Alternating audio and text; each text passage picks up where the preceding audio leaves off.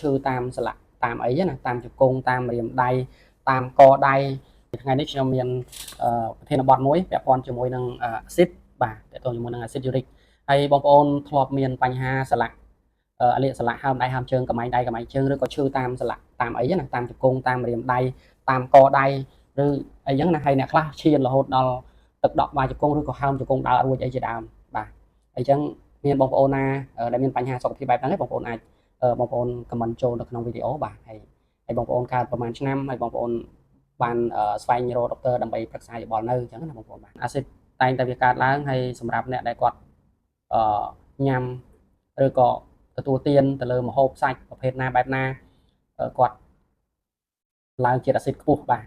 អញ្ចឹងយើងទៅតាមដានទាំងអស់គ្នាតោះអាស៊ីតយូរិក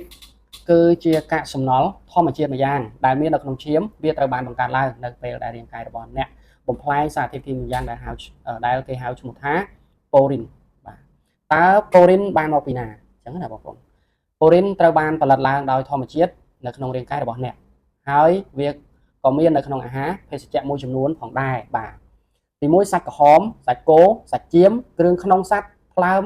បាទគ្រឿងសមុទ្រត្រីសមុទ្រខ្លះបាទបកាក្តាម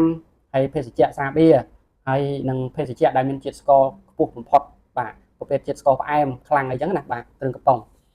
ទី2ដំណើរការរបស់វាធម្មតាអាស៊ីតយូរិកនឹងរលាយនៅក្នុងឈាមរួចឆ្លងកាត់តម្រងនោមគីដនីហើយវាបញ្ចេញមកក្រៅតាមរយៈទឹកនោមប៉ុន្តែប្រសិនបើរាងកាយរបស់អ្នកផលិតយូរិកច្រើនពេកឬតម្រងនោមរបស់អ្នកបញ្ចេញវាចោលដោយមិនបានល្អវានឹងធ្វើឲ្យកម្រិតជាតិអាស៊ីត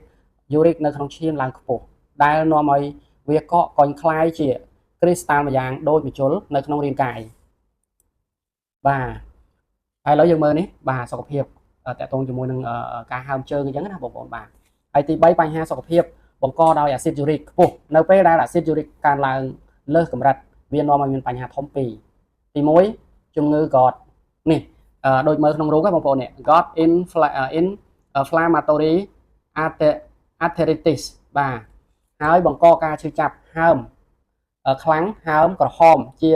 ញឹកញាប់កើតឡើងនៅមេជើងបាទអញ្ចឹងអ្នកខ្លះដែលមានបញ្ហាអីបងប្អូនសង្កេតមើលបើសិនជាអាកន្លែងភ្នែកជើងរបស់បងប្អូននឹងឡើងហើមក្រហមហើយអានឹងបញ្ជាក់ថាអាស៊ីតរបស់បងប្អូនចាប់ផ្ដើមឡើងហើយបាទអញ្ចឹងនៅពេលដែលបងប្អូនតមអាហារញ៉ាំថ្នាំគឺវានឹងស្រកវិញឬក៏បាត់ជឺតែអាហ្នឹងគឺឡើងចុះឡើងចុះស្រកចុះស្រកចុះហើយតតែទទួលបានការព្យាបាលនិងញ៉ាំថ្នាំឲ្យបានត្រឹមត្រូវហើយ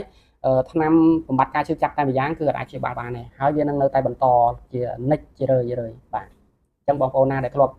មានបទពិសោធន៍ហើយមានបញ្ហាបងប្អូនអាចខមមិនបានបាទ